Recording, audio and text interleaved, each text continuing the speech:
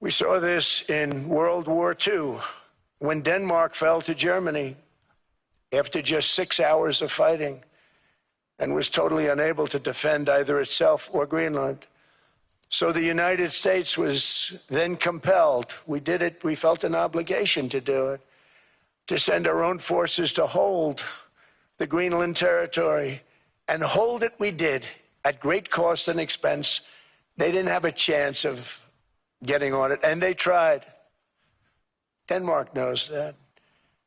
We literally set up bases on Greenland for Denmark. We fought for Denmark. We weren't fighting for anyone else. We were fighting to save it for Denmark. Big, beautiful piece of ice. It's hard to call it land. It's a big piece of ice. But we saved Greenland and successfully prevented our enemies from gaining a foothold in our hemisphere. So we did it for ourselves also.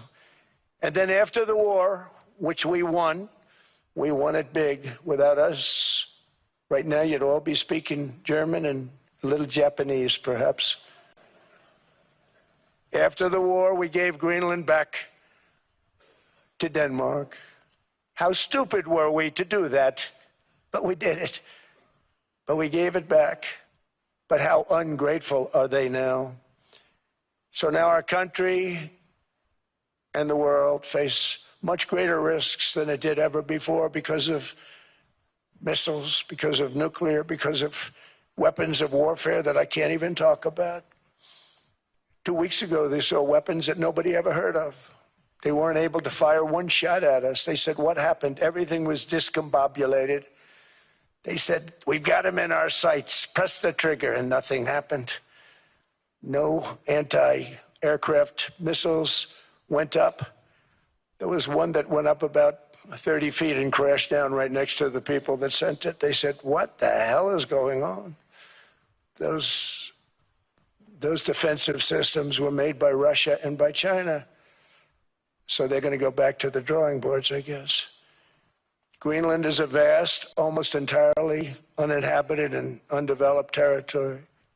It's sitting undefended in a key strategic location between the United States, Russia, and China. That's exactly where it is, right smack in the middle.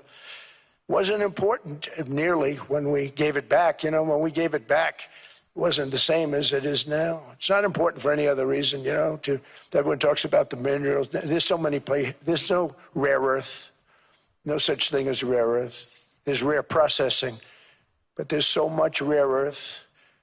And this, to get to this rare earth, you got to go through hundreds of feet of ice. That's not the reason we need it. We need it for strategic national security and international security. This enormous unsecured island is actually part of North America, on the northern frontier of the Western Hemisphere. That's our territory. It is therefore a core national security interest of the United States of America. And in fact, it's been our policy for hundreds of years to prevent outside threats from entering our hemisphere, and we've done it very successfully. We've never been stronger than we are now. That's why American presidents have sought to purchase Greenland for nearly 2 centuries. You know, for 2 centuries they've been trying to do it. They should have kept it after World War II, but they had a different president. That's all right. People think differently.